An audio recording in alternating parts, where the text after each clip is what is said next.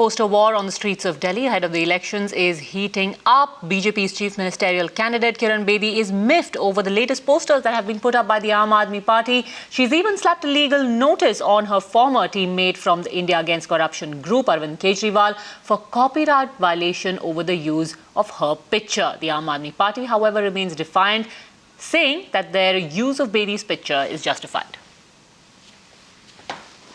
Election commission को आज हमने कहा है कि जिस तरीके से केजरीवाल दिल्ली के अंदर दिल्ली की जनता को गुमराह करने का काम कर रहे हैं, जिस तरीके से दिल्ली के वोटर की वो बेइज्जती कर रहे हैं, जिस तरीके से लगातार पार्टियों के बारे में पैसा लेने का आरोप लगा करके वो मॉडल कोड ऑफ कंडक्ट की लगातार अवहेलना कर रहे हैं, हमने लगातार 4-5 विषयों के ऊपर इलेक्शन कमीशन को कंप्लेंट दी है और हमने कहा है कि वो लगातार जिस तरीके से काम करते करते इस चुनाव को निकालना चाहते हैं, हमने उनको कहा है कि उनके भाषणों पर रोक लगाई जानी चाहिए, उनके कैंडिडेचर को कैंसिल किया जाना चाहिए, क्योंकि जिस तरीके से किरण बेदी की फोटो लगा करके और एक कैमोफ्लाज उन्होंने किया है, वो कहते हैं कि मैं ईमानदार हूं और मिसेस बेदी अवसरवादी हैं। ये इस तरह की जो राजनीति है, इसमें ये सीधे सीधे कोड ऑफ कंडक्ट का वायलेशन है और इस पर उनके खिलाफ तुरंत कार्रवाई होनी चाहिए।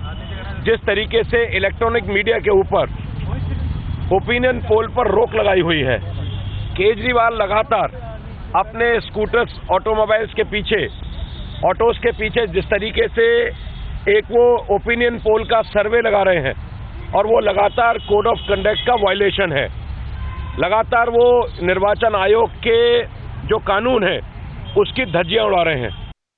देखिए, भारतीय जनता पार्टी भारतीय नोटिस पार्टी हो गई है। ये लगातार नोटिस भेजने का काम करते हैं, सुबह से शाम तक कोई काम नहीं भाजपाइयों के पास। नितिन गडकरी जी ने नोटिस भेजा, कभी आरपी सिंह नोटिस भेजते हैं, कभी सतीश उपाध्याय नोटिस भेजते हैं। अब किरण बेदी जी को भी उन्होंने सिखाया होगा कि भाई नोटिस भेजो, तो नोटिस उन्होंने भेज दिया। लेकिन जहां तक बीजेपी का सवाल है, बीजेपी ने तो बनारस के अंदर बहुत सारे आपत्तिजनक पोस्टर और पर्चे बंटवाए थे।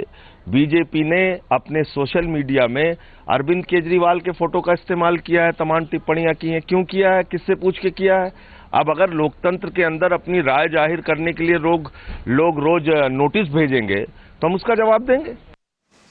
उपाध्याय जी नहीं तय करेंगे कि हमारे इलेक्शन कैंपेन में हम क्या दिखाएं, क्या नहीं दिखाएं।